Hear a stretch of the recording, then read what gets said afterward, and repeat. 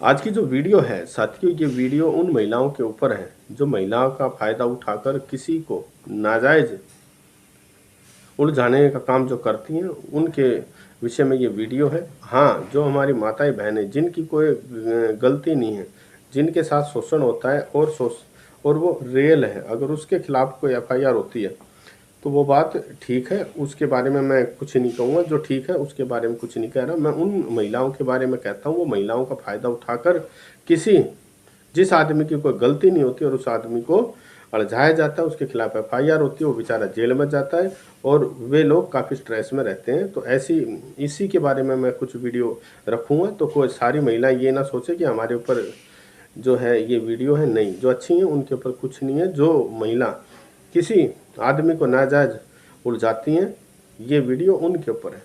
और मैं साथियों ज़्यादा नहीं, मैं कुछ बात ऐसी आपके सामने रखूँगा और मैं कुछ अपनी बात भी आपके सामने रखूँगा इस वीडियो में।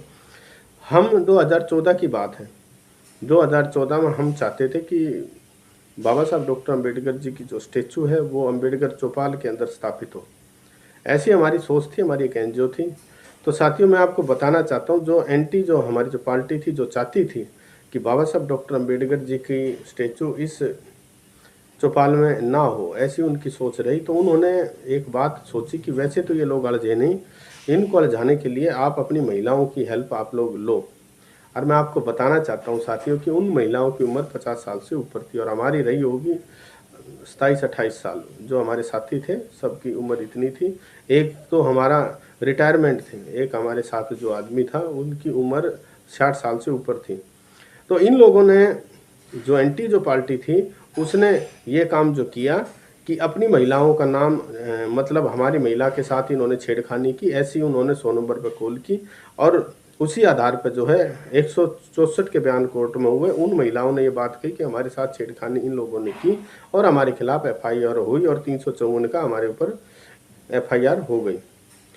तो साथियों, मैं आपको ये बताना चाहता हूँ कि उन महिलाओं से हमारा कोई लेना देना नहीं था, ना हम कभी उनकी फैमिली में होका है, ना कभी कोई हमारा उनसे कोई ऐसी बातचीत। लेकिन उन महिलाओं को ये बात सोचनी चाहिए थी कि जो लोग तुम्हारे पास आज तक नहीं आए, तुमसे कोई बातचीत नहीं हुई, लेकिन वे महिला भी अपने आदमियों के बहकावे में आकर उन्होंने ये काम जो किया। ये 2014 की बात है और 2019 में 18-19 में वे लोग इस कोर्ट में ये केस जो हारे। लेकिन मैं आपको ये बताना चाहता हूँ, अगर हम चाहते तो मान आने का केस भी उनके ऊपर हो सकता था, लेकिन हमने सोचा यार कोई फ़ायदा नहीं है, हमारे 8-9 साल वेस्ट हुए, रुपया भी हमारा जो वेस्ट हुआ। और जब हम ड्यूटियों पे होते थे तो ड्यूटियों का ऑफ होता था, फिर भी हम कोर्टों में होकाते थे, हमारा जो टाइम और रुपया जो वेस्ट हुआ।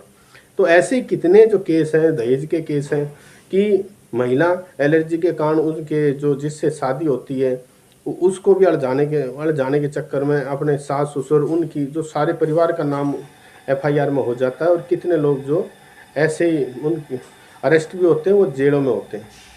जो परिवार अगर किसी बहन बेटियों को, अपनी बहू को अगर बहू नहीं मानते, अगर उसके साथ अत्याचार जो करते हैं, रियल में जो होती है घटना, अगर वो जेल में जाते हैं तो वो तो ठीक है।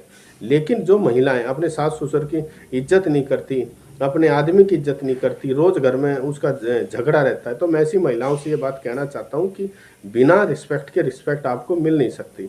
अगर आप एलर्जी जो मानती हैं अगर आप एलर्जी जो मानती है तो वो कानून में एक ऐसा भी चीज़ है कि आप उनसे दूर भी हट सकते हैं। ऐसा कुछ नहीं है कि पूरी ज़िंदगी यहीं पर आपको ज़िंदगी काटनी है, लेकिन किसी परिवार को अड़झाएं नहीं, झूठे केस में अड़झाएं नहीं। तो मेरी कितनी माताएं बहनें हैं, मैं उनको हाथ जोड़कर विनती मैं करता हूं कि कभी भी अगर आपको ऐसा दिखाई देता है कि आपके साथ नाजायज़ हो रहा है, तो नाजायज़ पे आप अगर आपका एक्शन होता है तो वो एकदम ठीक है। लेकिन अगर आप महिला होने का फ़ायदा उठाकर उस पर रोंग अगर एफआईआर लॉन्च अगर होगी, अगर उसकी ज़िंदगी बर्बाद होती है, तो ये ठीक नहीं है। मानवता भी बहुत बड़ी चीज़ है, इंसानियत भी बहुत बड़ी चीज़ है। किसी को नाजायज़ फंसाना, और कुछ कुछ केस ऐसे होते हैं कि रुपये ऐंठने के चक्कर में, पैसे ऐंठने के चक्कर में उसको फंसाया जाता है, पैसे लेकर फिर बाद में उसका फैसला भी होता है। तो मैं काफ़ी केस ऐसे भारत में हैं जो कि किसी उन भाइयों की कोई गलती नहीं है, लेकिन बिना गलती के भी बेचारे जेल में हैं। तो मैं आप लोगों को बस इस वीडियो के माध्यम से यही कहना चाहता हूँ, अपनी माता बहनों का, अगर आपके साथ वाकई में कोई एट्रोसिटी होती है तो एफआईआर होती है, लॉन्च होती है, वो ठीक है। तो उसके लिए हमारा कोई मतलब, अगर किसी ने अगर गलत काम किया है तो वो आदमी जेल में जाएगा, उसके खिलाफ एफआईआर होगी। लेकिन महिला होने का नाजायज़ फ़ायदा ऐसी महिलाएं ना उठाएं, किसी को रोंग फंसाने का काम जो ना करें। आप हो सकता है कि कुछ दिन के लिए आपके लिए अच्छा हो, लेकिन एक दिन ऐसा आएगा कि आपने किसी के साथ वाकई में अगर रोंग किया, जो गलत किया, तो इसका भुगतान भी आपको एक दिन जो करना पड़ेगा। पूरा जीवन आपका वेस्ट हो जाएगा, जो बर्बाद हो जाएगा। क्यों? कुदरत कभी किसी के साथ भेदभाव नहीं करती। जो आपने आपने जो किया उसका रिप्लाई भी आपको पक्का जो मिलेगा।